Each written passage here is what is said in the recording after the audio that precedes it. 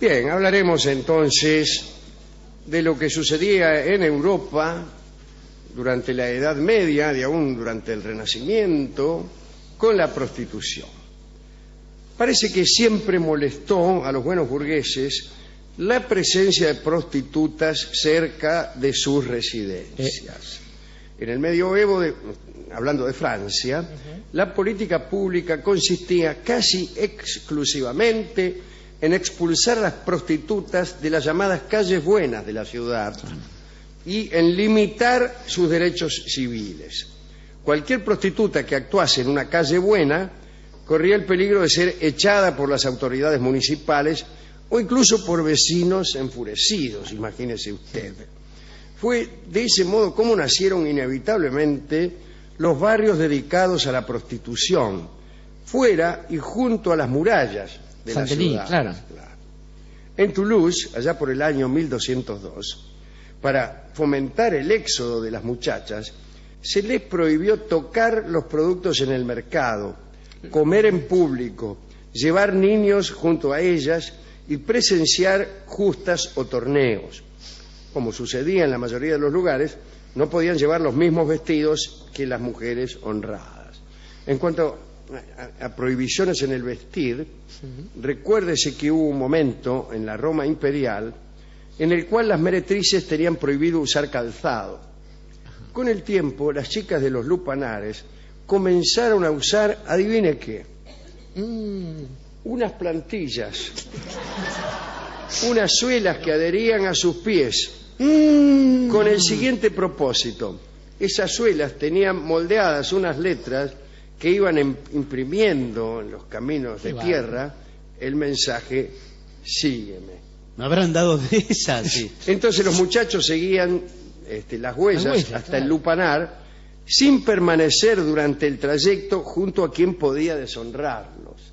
¡Ah! Mirá los muchachos. Claro, seguís la huella. Mira vos, su buen nombre. Conozco.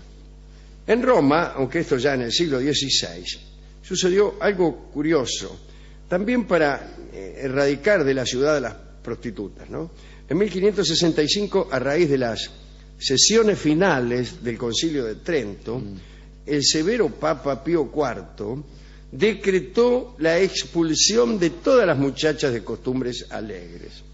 Pero el decreto provocó tales protestas de los clientes que incluso el gobierno de la ciudad se puso a trabajar, es un decir, para persuadir al Papa de que no tomara esas medidas. Y hubo una negociación. El Papa propuso la expulsión selectiva de algunas prostitutas. Debían ser expulsadas las más deshonestas, alegres y poco recatadas, es decir, las mejores. Y a las demás había que colocarlas en una especie de gueto en la zona conocida, disculpe usted, por el Ortacho, que se encontraba entre el puerto del Tevere de la Ripetta y el Corso, ya muy lejos del Vaticano. Pero incluso ese proyecto tuvo poco éxito porque, como se ha dicho, se ha sugerido recién, las más deshonestas, alegres y poco recatadas eran las más solicitadas, desde luego. Naturalmente. Los esfuerzos de Sixto V, que fue papa entre 1585 y 1590, sufrieron un destino similar. No pudo alejar a las muchachas de Roma. A lo largo del siglo XVI, las prostitutas seguían siendo numerosas y muchas de ellas, para eludir los intentos de expulsión, fueron cuidadas y recibidas por sus clientes, a los que ellas llamaban sus enamorados. Como corresponde. Como corresponde. Que no otra cosa eran.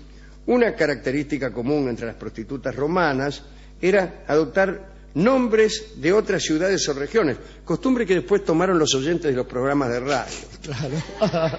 Las identificaciones toponímicas daban cuenta, a veces, del carácter voluptuoso o no de la muchacha, ya que se creía que en cada lugar las muchachas tenían un ardor distinto. Se pensaba que las chipriotas eran salvajes, que las griegas eran dulces y que las orientales eran sumisas. Famosas eran Lucrecia la greca, Paola la toscana y Enriqueta la franca. Las conozco, tiene razón, sí. Poco a poco la política pública pasó de expulsar a las prostitutas de las calles buenas o prohibir su presencia dentro de las murallas de la ciudad, a designar definitivamente un distrito oficial, una zona donde podían y debían residir. Claro. En el sur de Francia se extendió rápidamente la idea de crear barrios destinados a la prostitución. Y luego, tal como había sucedido en España con las mansevías, ¿se acuerda, no? Eran unos burdeles públicos en España que existieron a partir de una pragmática dictada por Felipe II, ¿no? Después el rey Felipe IV era asiduo visitante de aquellos burdeles públicos que incluso tenían a funcionarios que los hacían trabajar conforme a ciertos protocolos. Institución que se trasladó a las Américas también. Así es. Bueno, tal como había sucedido en España con las mansevías, muchos municipios decidieron controlar la prostitución, no solo expulsando a las muchachas o recluyéndolas en barrios alejados, sino creando burdeles que fueran propiedad de la ciudad. La administración diaria de la casa era encomendada a individuos particulares. Al principio habían contratado a viejas prostitutas, pero luego fueron hombres probos y honestos, cito las palabras oficiales, que se postulaban para regentear los burdeles.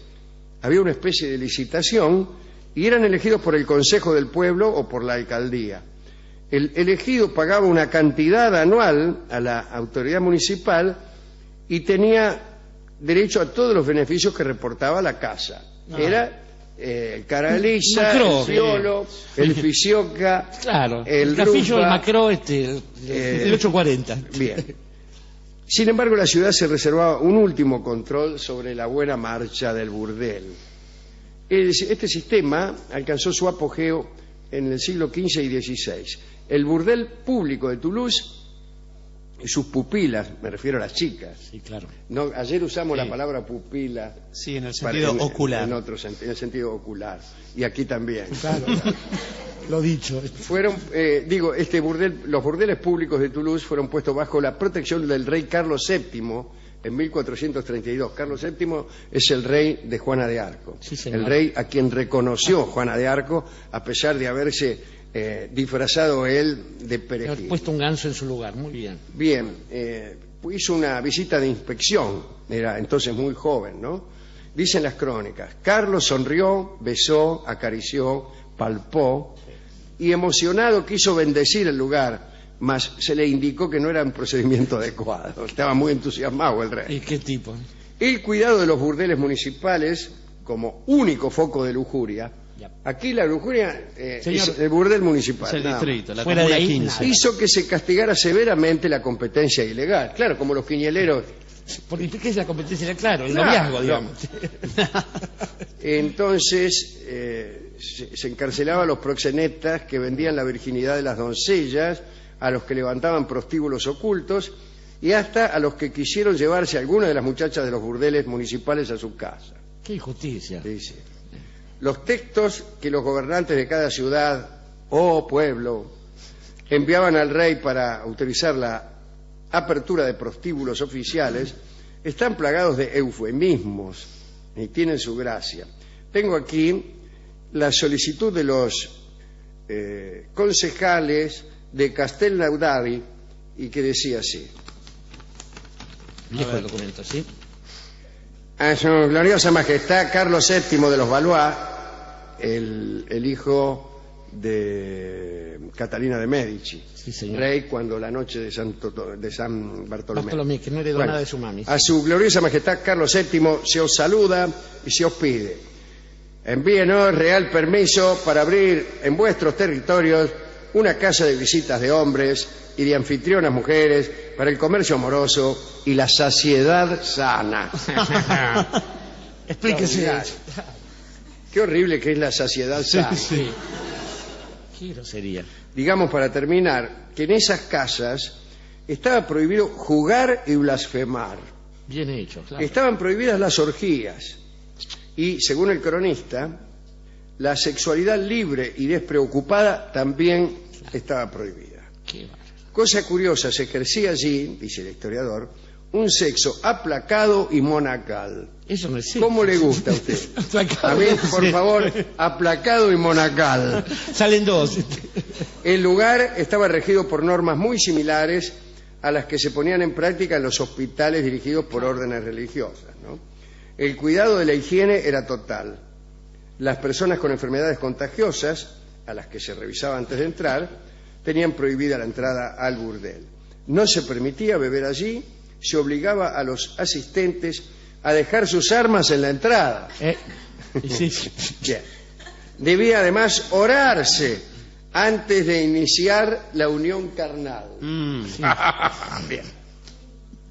Y claro, Claro, para evitar cualquier inconveniente. Cualquier problema que surgiera ahí. No hay un santo funcional. Sí, Bien. un patrono. Claro. Sí, claro, justamente. Se me ocurrió y no lo puedo decir, pero bueno. Sin embargo, a pesar de la persecución, fueron muchos los establecimientos no autorizados que pervivieron escondidos mientras los funcionarios se esforzaban en cercar la prostitución en lugares con olor a santidad.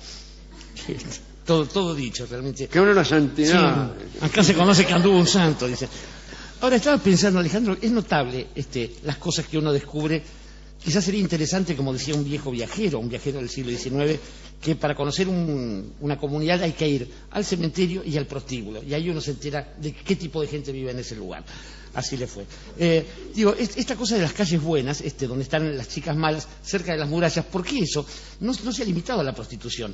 Los orilleros, la gente que no es decente y principal, siempre está expulsada hacia esos lugares donde está aquello que la sociedad no soporta ver. La pobreza, la necesidad y en general las bajezas de los mismos que gobiernan. Por los extranjeros. Por los extranjeros, bueno, lo de Lupanares también, usted ya lo hemos comentado. Sepultarlo a uno fuera de las murallas. Fuera de las murallas, como se hacía con los actores y porque la radio no existía. Sí, y con las protagonistas de la novela que tanto amamos nosotros, que se llama... bueno, hay una que es... la que siempre citamos de brujas. Ah, no, de brujas, la del jesuita. El enigma de las trompetas celestiales. Risueño no, pero de las trompetas celestiales. El caso de las trompetas celestiales. La joven es sepultada una joven fuera que se halla muerta, desnuda del cementerio. Sí, señor. Estaba pensando también que es curioso cómo las palabras traicionan a los pueblos, porque lo de Lupanares viene de Roma, justamente, tiene que ver con Lobas. Loba fue la muchacha que amamantó a Rómulo y Remo. Quizás todos somos unos hijos de las mismas, pero bueno, es curioso porque también le dicen casino al prostíbulo en Italia, y no casino. Ahora, pensaba también las forniques, que claro, eran las pequeñas celdas donde las prostitutas... Los hornillos recibían a sus clientes, ha dado lugar... a fornicar. Al verbo fornicar de uso común en las paradas de taxis de las estaciones de ferrocarril. ¿Qué me querés decir? Dice ella. Hay que pensar también que el matrimonio, ya en esa época, también aparece como una cuestión económica. Uno se casa por cuestiones de dinero, de propiedades, y después, por otro lado, va el amor, como nos enseñaron los Minnesänger y los cantores de las historias románticas. Hay una síntesis que usted va a seguramente apreciar, que se puede llamar la traviata, es decir, la extraviada, en italiano la perdida, porque eso es una mujer que se dedica a esas cosas. A la otra, bueno, la encontraron. O la dama de las camelias, donde aparece la posibilidad del amor por aquello que era una cuestión económica. Yo, hasta que empecé a leer a Foucault, me preguntaba cómo es posible esta confusión, si lo económico era el matrimonio, no la prostitución. Ocurre que la salud... en ese libro sobre el amor y el erotismo. Sí, bueno, el amor y Occidente es uno de ellos, de Denis de Rougemont, que explica algo de eso, pero también Foucault nos explica la cercanía entre colocar al sexo en el lugar de la salud. Y esto también tiene que ver con el control de las sociedades, con la educación, con las formas de tenernos más o menos sujetados. Es verdad, bueno, hasta las leyes se llamaban de profilaxis. De profilaxis, claro. ¿Qué tiene que ver eso con el sexo? Lo mismo que los cuadernos. Claro. Pero bueno, el asunto es que una persona que realmente fuese bien advertida acerca de estas cosas, que fuese sincera, como usted dice, y que apelara a la brutalidad de decir la verdad, que es restregarse con arena el paladar, mirando a una casquivana, a una trotacalles, a una perdida, a una zorra, y mirando a una esposa, diría, ¿cuál de ellas es? Porque no entiendo qué quiere decir la bien pagá. Y la bien pagá...